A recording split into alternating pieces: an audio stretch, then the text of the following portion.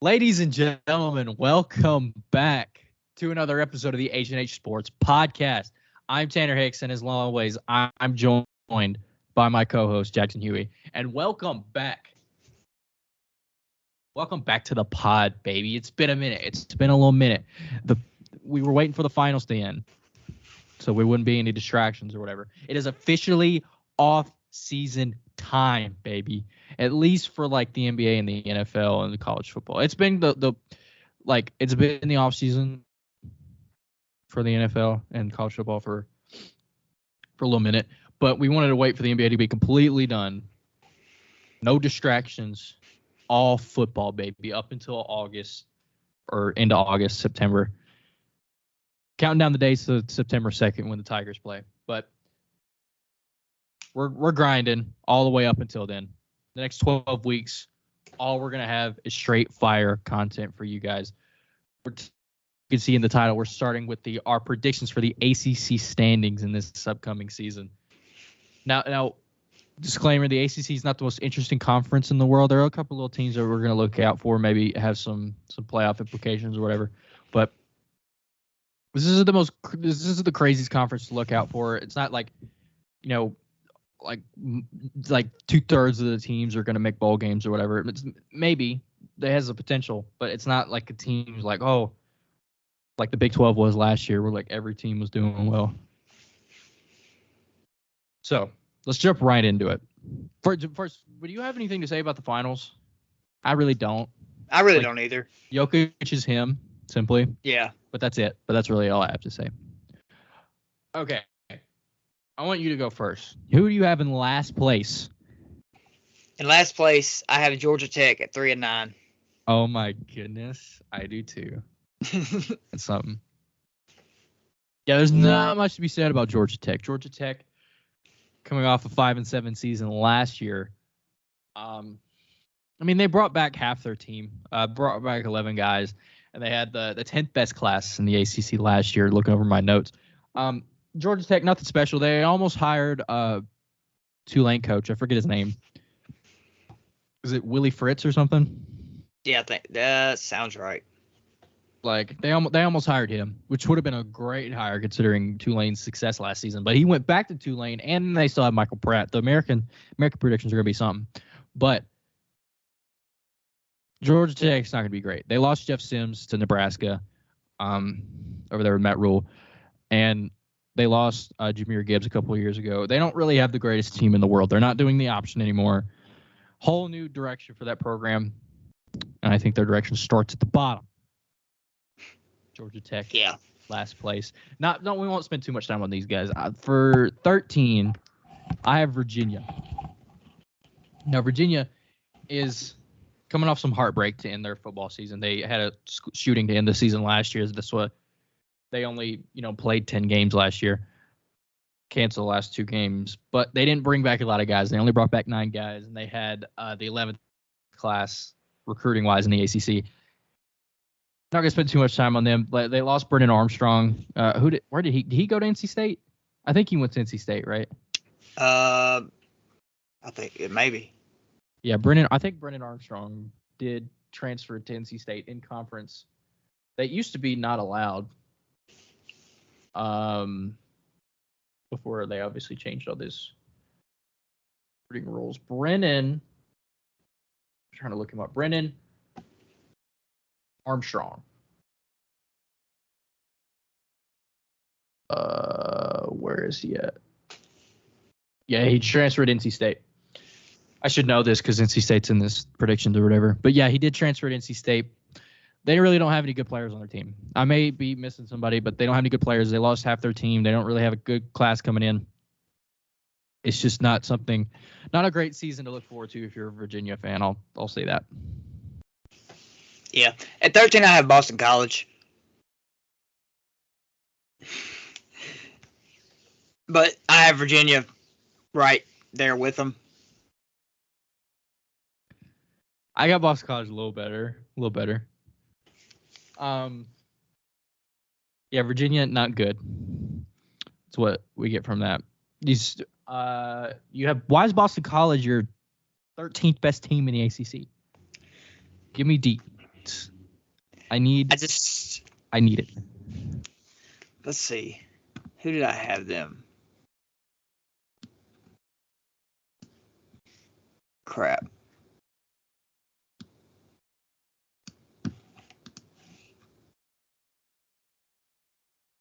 I don't know. They're tied for 11th, I guess you could say. Tied for 11th?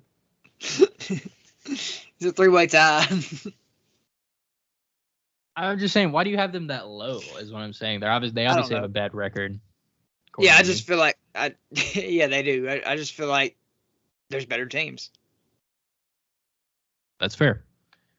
I have them a little better. You said Virginia's your 12. No, Virginia's my 11. Well, your next team then. Virginia Tech. Virginia is your next team. Virginia Tech is my 12. Where'd you say Virginia was? Virginia's 11. Oh, okay. Well, I have Virginia Tech at 12. Well, Virginia Tech bringing back 11 guys. They do have a top half recruiting class in the conference. Coming off a 3-8 year. Virginia Tech was horrible last year. Another loss to Old Dominion. I predicted them in the standings to lose to Old Dominion again to lead to begin the season. I think I predicted them to win that game. Virginia Tech's just awful. They're really bad. They may be a little better this year. I have them winning one more game. Improvement a little bit. Where do you have them sitting at? 4-8. That's what I got them at. Virginia Tech's not very good. Ever since they fired Fuente for whatever reason, they have not been very good.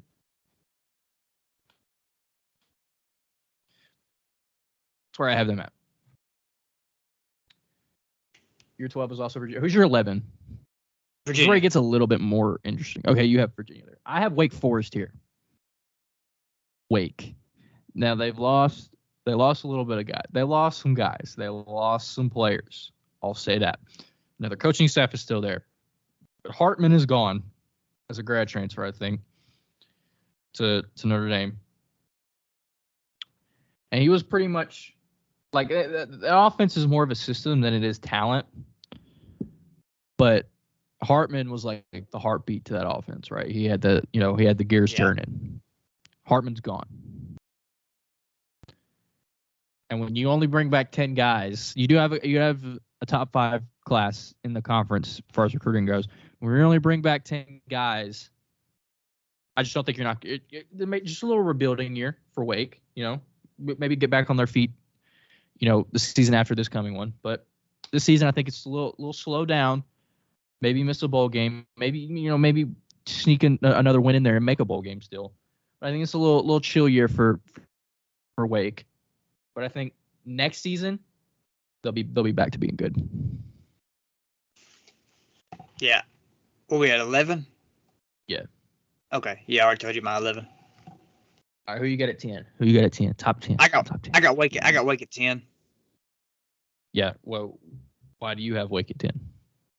Pretty much the same reasons. I think Sam Hartman was the heartbeat of that team, and like you said, they lost a lot, and you pretty much hit everything I was going to say. So. Yeah, Wake, not much to say about them other than they lose Sam Hartman. Not going to do as well as they did last year. I have them at 5 and 7. Yeah, I do too. At 10, I have Louisville. Louisville brings back 9 guys. They come off an 8-5 season. They were pretty horrid the seasons prior. They come off an 8-5 season. Their basketball team was really bad. Their basketball team is horrible. Like Louisville's a pretty good sports school. That basketball team was terrible. Their women's team was so much better than them. The only that we clown UConn for that. That's what UConn's for. UConn sport but they just won the men's title, so you can't really clown them for that. But Louisville, back to Louisville. We're on Louisville. They go 8-5 last year. Massive improvement from years prior. They only bring back 9 guys though. They have the 7th best class in the ACC recruiting. Hold on. Jackson's having some technical Yep, issues there here. we go. I'm good. All right. Louisville, I think they'll take a little step back. I think they'll go 5-7.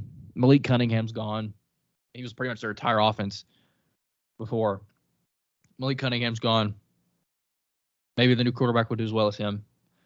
But I just have them losing a few more games, going 5-7, finishing 10th in the conference. Does Louisville. Where are we at? 9? Yep. You going or I'm going? At 9, Yeah. I have Syracuse. I do as well. Like the bottom half here, not very interesting. I told you this. This ACC is not very the most interesting conference in the world. I have Louisville as well, or Syracuse. I have Syracuse as well. I have them going 6-6, making a bowl, like they've had the past few years. Yeah, I think now that I look at it, I was a little harsh on Boston College. I know, bro. Boston College is not that bad. You had them last? No, I had them next to last though. Good gracious, bro. That's crazy. Well, Syracuse, they make a bowl game last year. They bring back 13 guys. They only have the 12th best class in the ACC, but I think Syracuse, I have them only going 6-6, but they could do a little better. They have the potential to do a little better, in my opinion.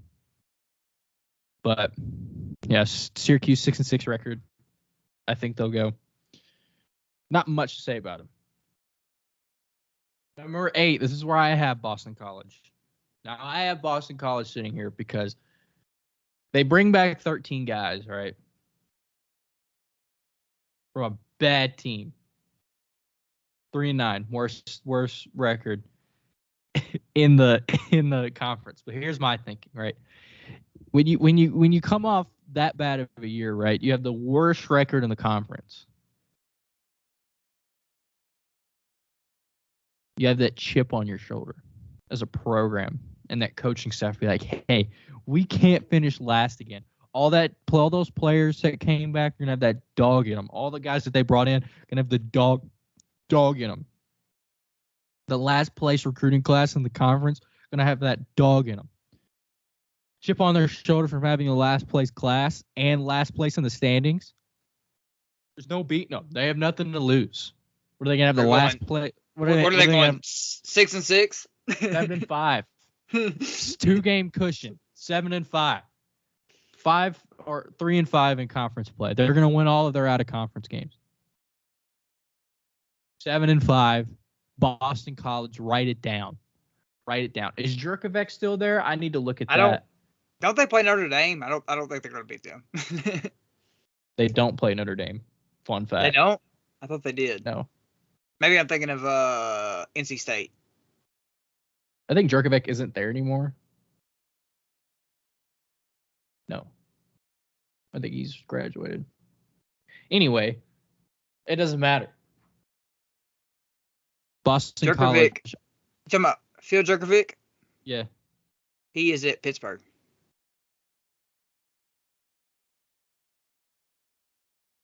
Okay, it's been some months since we've been on the college football train here.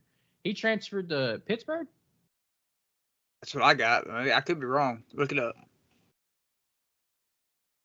Boys, I don't know as much as I should. Okay, I'm on. Been on Pit Notes. Been on NBA mode. Try to get back in the college mode. Dude, Jurkovec's like so old, bro. Yeah, he's on Pittsburgh. Well, okay. Little curveball, but still. Boston College on top, or at least in the middle. Got Boston College at 8, top 8. Don't hate. Who's your 8? At 8, I have NC State.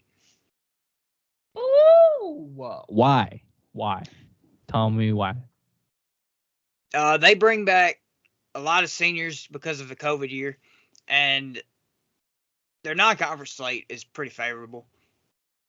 And they get Charleston Southern, UConn, and even Texas The Tech. Buccaneers.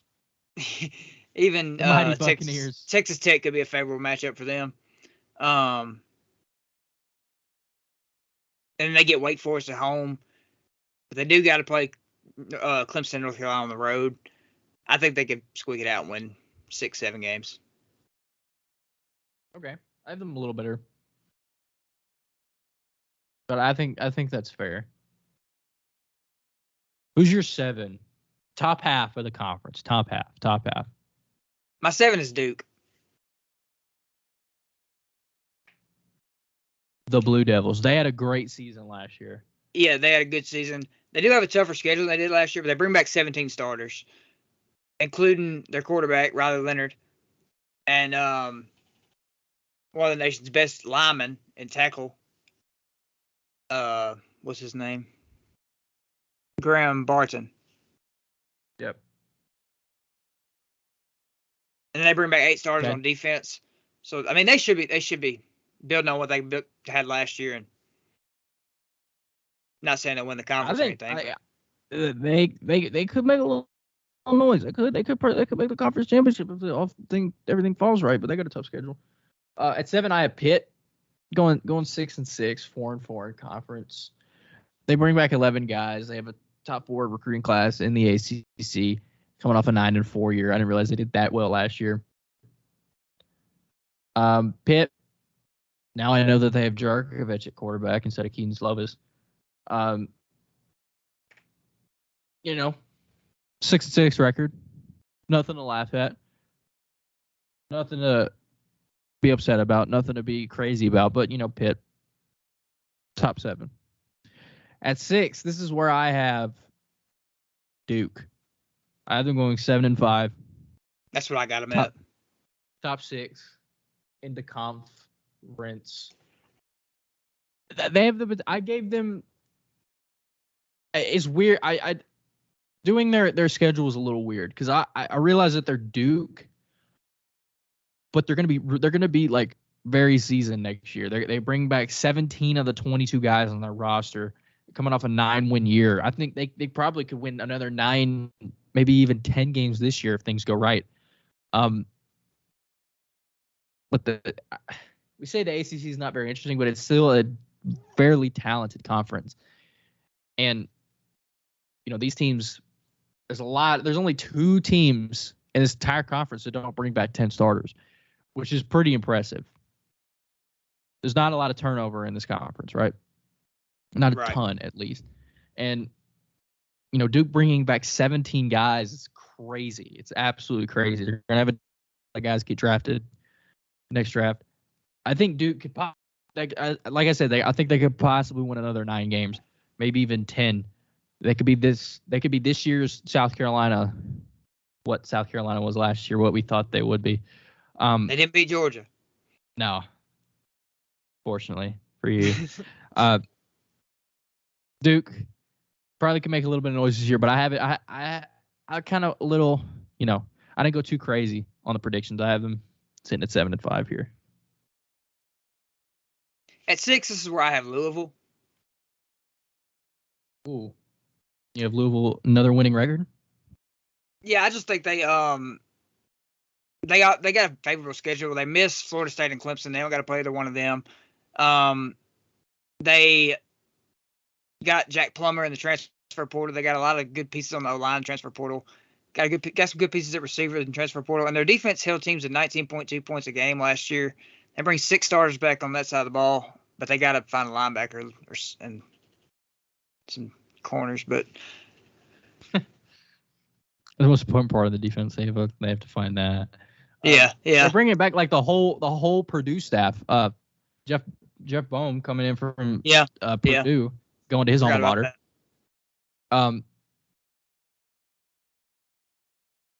Plummer, the Purdue quarterback, coming over there too. It's like most of the they're not bringing back a lot of guys as they were last year because of the whole turnover, the coaching staff change. So I think I can work out in the ACC a little bit, but I have them going 5-7, a little rebuilding year for them to get their. Yeah, I got them at 7-5. Yeah, I think that could happen too. Mom's a good coach. At 5, I was hesitant with this one. My heart wanted them to go 0-12, but my brain said 7-5. This is where I have Miami.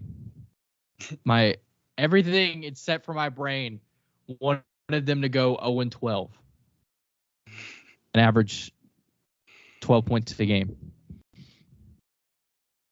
But dude, when we get to the Big Ten stuff, bro, I'm gonna have Iowa last. Now wait for Iowa. I'm gonna have Iowa last.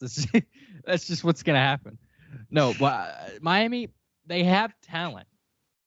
Van Dyke. I was reflecting on last year. I know how much you love watching those Iowa football games last year. Dude, Iowa football has to be the worst pastime in all of America. Watching them play, it's torture. Like, we should do that instead of jail. Make people watch Iowa play football. Like, you'd rather be in jail. Anyway, Miami has a talented football team. They have Mario Cristobal, who's a proven winner. It's just Miami, man. Like, they're just going to do what Miami does. Like, the De'Aaron King era was a little cool in the COVID year. They're all right. Cristobal comes in. Everybody's like, oh, Miami, including me a little bit. Oh, Miami. And then you lose to Southern. Like you almost lose to Southern Miss. And then you get murdered by MTSU on your home field?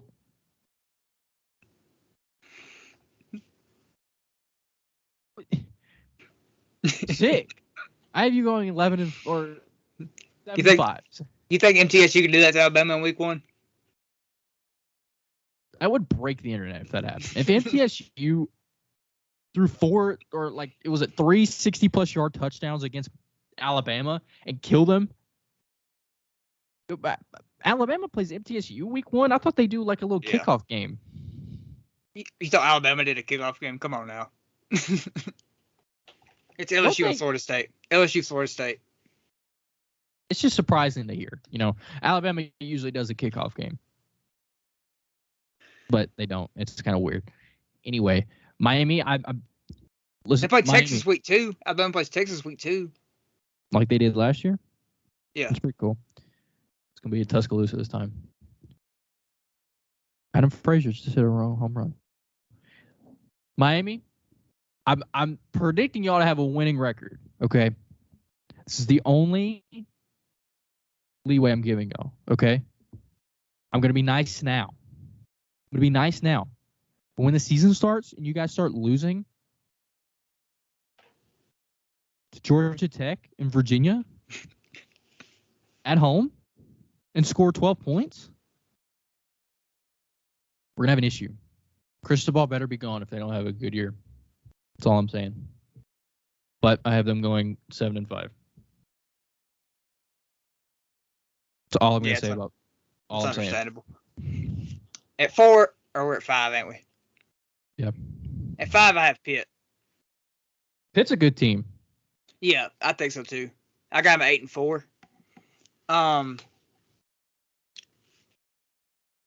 I just think they've proven that they can hang in the ACC. Yeah, they're consistently good football team every year. They're at least going to make a bowl game. I only 6 because of the turnover that they've had, but they'll be at least decent. Always looking to win at least 6, 7, 8 games. At 4, this is why I have NC State. NC State, I just realized that they bring in Brennan Armstrong. Well, I knew that they had him, but I was just like, oh yeah, they got him. Brennan Armstrong comes in for Virginia. He's like 75 years old, playing college football, and he comes in, and they have a new coaching staff over there. But I think NC State's their winning program, so I think that they'll do well, win 8 games, finish 4th in the conference. Here we go. At 4, I have Miami. Oh dear. At 8-4, Oh dear. The pieces are there. It just all has to come together, right or wrong. That's what I'm saying. They have a winning football team. On paper. On paper, they have this is an 8-9 win team on paper. And with the coaching staff, this is an 8-9 win team. They got all new coordinators. Dude, that's what also was a disaster about them last year. Their coordinator, he coming off the coordinator of the year. And he resigned midway through the year because of Miami just being Miami. God, just thinking about the program makes just me want to punch the monitor. Yeah, they obviously aren't ready to challenge at the top of the ACC, I don't think. But not yet. If Van Dyke stays for his senior year, maybe. Next year, maybe. Yeah. But this year, not yet. You do. And he's got to stay healthy too. I know he wasn't very healthy last year, which is part of the reason why he was in conversations to go top 5 in the draft this year, and he stays. He was injured last year. It's understandable. 3.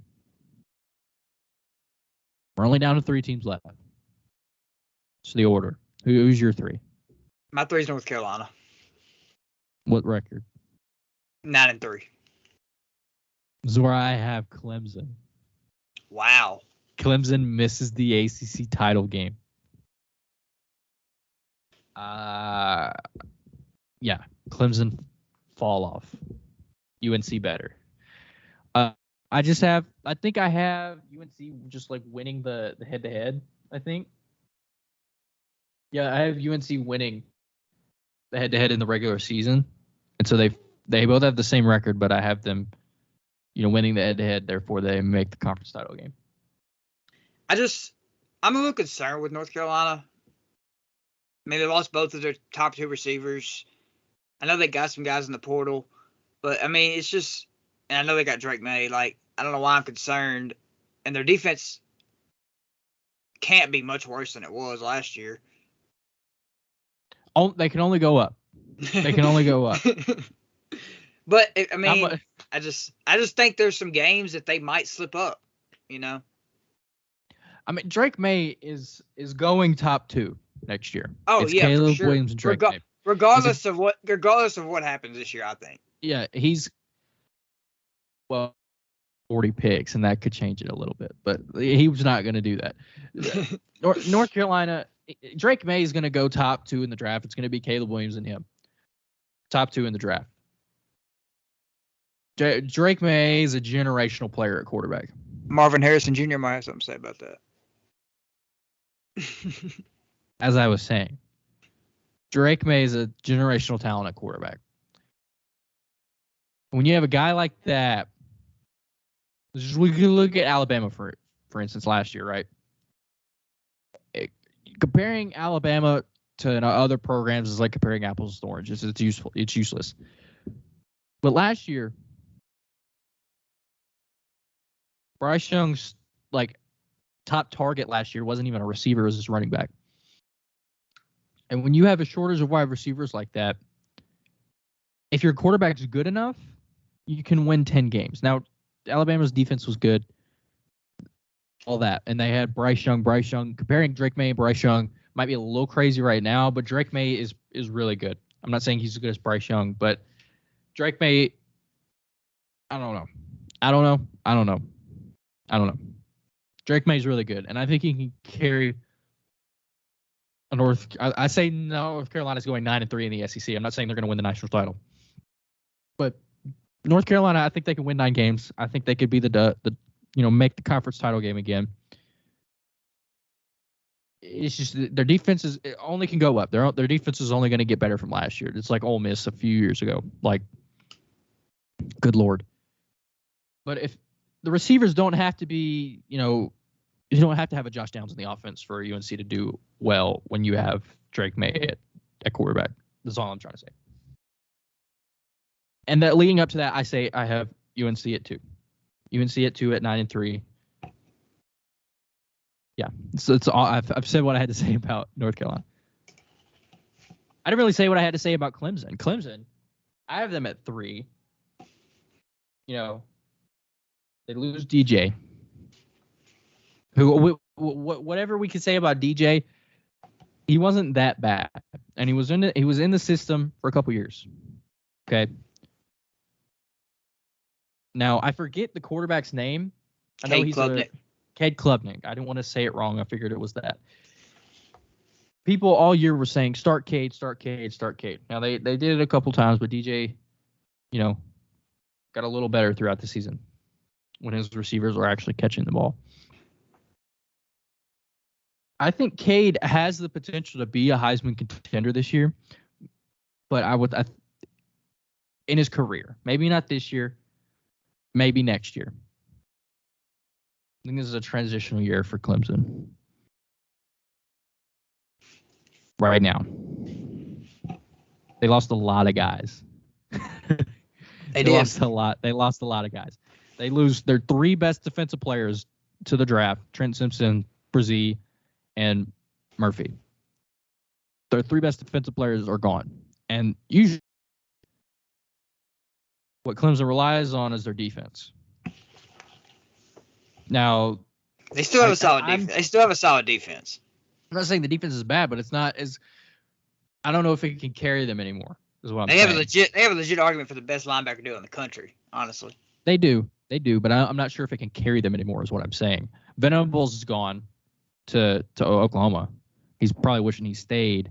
Rook, dang, what's it? I can't say his last name. Rook, Ahori. I know who you're talking about. He's back. I'm saying this might just be a little transitional year for Clemson. If they go 12-0 and win the whole thing, sure, I'll be proven wrong, like I've been many times on this podcast. But I just think Clemson. I say they're going to go 9-3. I don't think they're going to be as good as they usually are. But I just think it'll be a little transition year. They'll chill out this year. Let Cade get his feet wet. You know what I mean? And they'll do the thing next year. Cade, has a little stuff under his belt.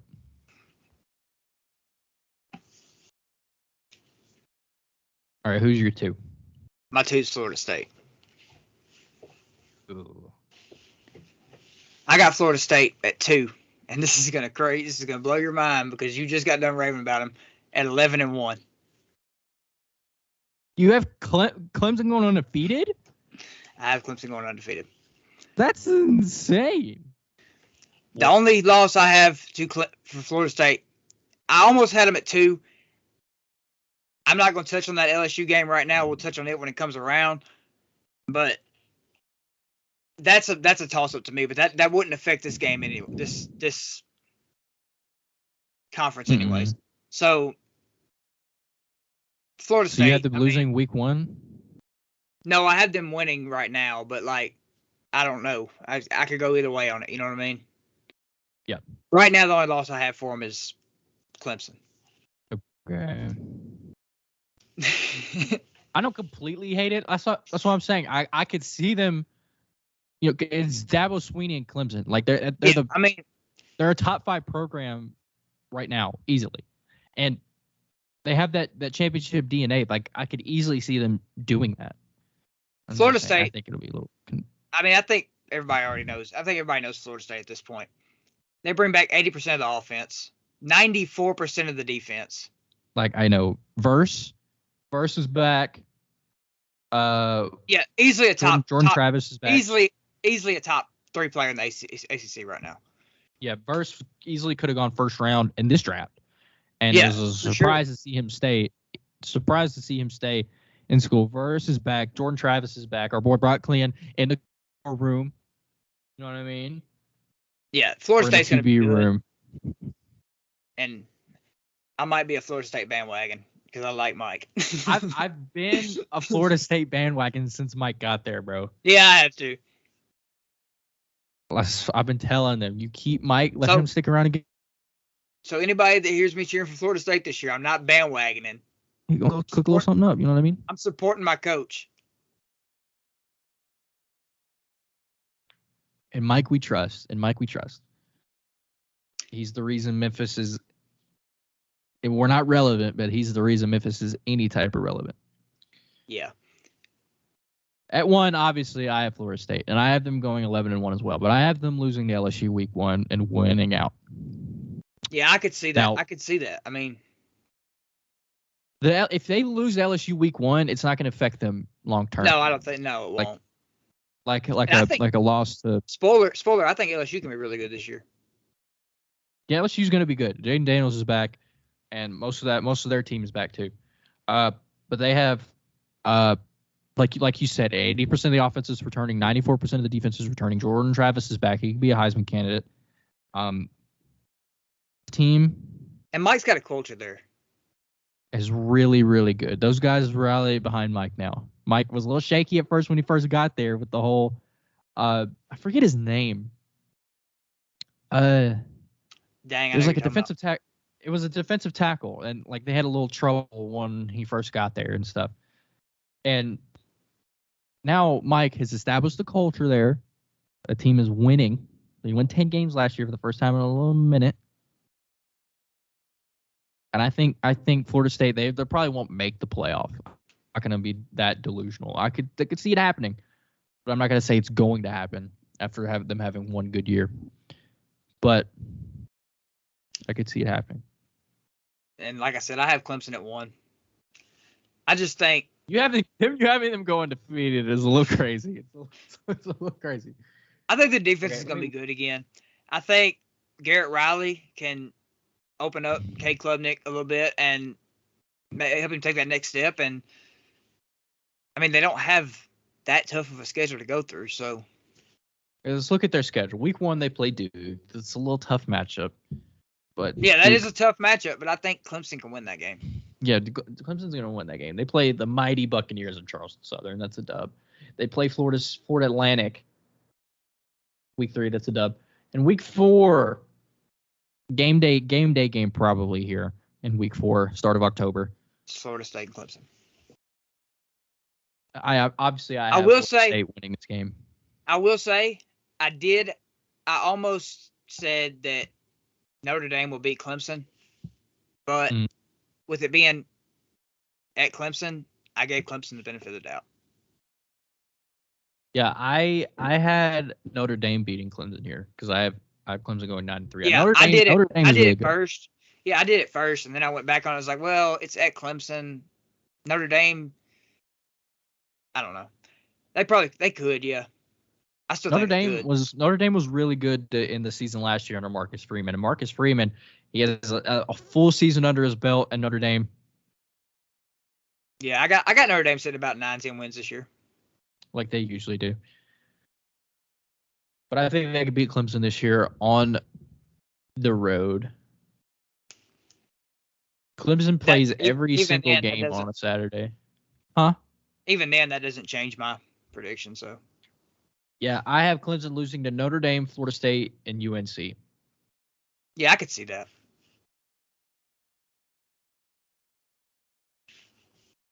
But ain't UNC? Where's UNC at? Where they play them at? Clemson. Yeah, see. I'm going a little crazy here. I have all 3 of their losses coming at home, and they don't really lose at home. Yeah. So I might have to pull back on that a little bit, but they have I'm not saying their schedule is favorable, but it's favorable. You see what I'm saying? But all their tough matchups are at home. That's what I'm saying. Who's that remind you of? Alabama. Tennessee last year. Oh, yeah. See, they go on the road to play Georgia, and they get walloped. I picked Tennessee to win that game last year, but only I wanted to be different. I wanted to pick all Tennessee's big games were at home last year. I know. Okay, they lost to South Carolina on the road. They lost to Georgia on the road. Georgia, yeah. But all their big games were at home. Those are only 2 losses, wasn't it? Yeah. And then they beat Clemson, beat the Devil in the championship game or the bowl game. But yeah, that is our standings predictions. This might be a little boring, awkward episode. We haven't been on the pod a little bit. Give us a break. We'll have more, stuff to talk about these teams when the stuff gets more interesting. I think next week. What are we doing next week? These are super raw. I know these standings are super raw. Next episode, we're doing the Pac-12, and this is the last season with UCLA and USC in the Pac-12, I think, right? Larry, 10 seconds left in the episode. But next, we're doing the Pac-12, which is going to get a little more interesting. I can't wait. Uh-oh. Then the week after that, we're doing the Big 12. I can't wait for the Big 12 one. That's going to be so much parity in that conference. So much parity. And then we go to the Big 10, then the SEC, and then we finish off the standings predictions with the American. Now, maybe we'll change that up, but who knows? Maybe we'll finish it off with the SEC, the highly anticipated SEC standings. Yeah, I think the SEC should go last. The best for last. Yeah, we'll think about it. We got our whole next 12 weeks planned out for you guys. Next week we'll be predicting the Pac-12. We'll have a lot more notes and stuff to talk about, like a lot more players. We'll know which player plays for which team this time, Tanner. But yeah, it's a little boring episode, a little shorter episode. It's the ACC standings. What do you expect? Anyway, we're gonna be back next week, next Tuesday. All right, now we'll look back on this in December when Georgia Tech wins the whole conference. We're gonna say like, oh, who were we crap? We were crap talk. I was crap talking Virginia Tech. I was like, this team is bad. They're gonna go and win the conference. The whole conference is gonna be bad. They're gonna make the title game at 7-5, and they're gonna win. And everybody's like, oh, Tanner, you see, you had them going 4-8. I'm the only one on the show that gets crap for my stuff. Everybody likes you, and just like, oh, Jackson, he's just predicting. I get the crap. Like, oh, you had Florida at 4? Oh, you had Tennessee where? Like, okay, I'm having fun predicting stuff. You didn't pick Kansas to lose a single game. It's fun. Okay, I'm sorry. And that the Pick'em records reflected that. I know. I cannot wait every game. September. I cannot wait for fall. I picked Memphis to win every game. I picked Kansas to win every game. I picked I think I picked TCU to win every game. I didn't really miss on those. And who else did I pick to win like every game? Because it was funny. I don't remember. Florida. That's what. And I picked Tennessee to lose. Which I remember. I remember the first week our TikTok of you picking Florida, it went crazy. Everybody was on you about it, and then they won. Give me Florida, baby. Listen, I felt, you know how great I felt after that. I was like, man, I'm gonna upload this to TikTok. See what people. I made it our best looking TikTok. Had subtitles and everything. It's like I'm gonna put Florida beating Utah because Anthony Rich is gonna go a little crazy. They bring in Billy Napier to run the ball a little bit, and they beat top 10 Utah. And I'm looking like a genius after week 1. Everybody in the comments like, no way, Utah by at least 14, and I come out on top. And what does Florida do? They barely beat USF, and they lose to Kentucky, and they do all this crap. Make me look bad. Anyway, all the way, we predict for fun, not to be right. So if Florida State doesn't go 11-1 and they go like 8-4, God forbid, don't hate me, okay? Give Jackson some slack, or give me some slack and give Jackson some crap every once in a while. Anyway, that's going to be the end of this episode. We appreciate you guys watching / listening. Follow us on Spotify. Follow us on Apple Podcasts. We are wherever you guys get your podcasts. Subscribe to the YouTube channel. Turn on post notifications so you guys never miss an episode. We're going to be uploading we'll be recording every Tuesday, uploading every Wednesday. We're going to be here every week from here until the college football season starts, and we're going to be uploading every week of the football season, college, NFL. We're going to be here every week. We are going to be here. Make sure you guys tune in. Big things. All right. Catch my breath. We will see you guys next week. We appreciate you guys listening.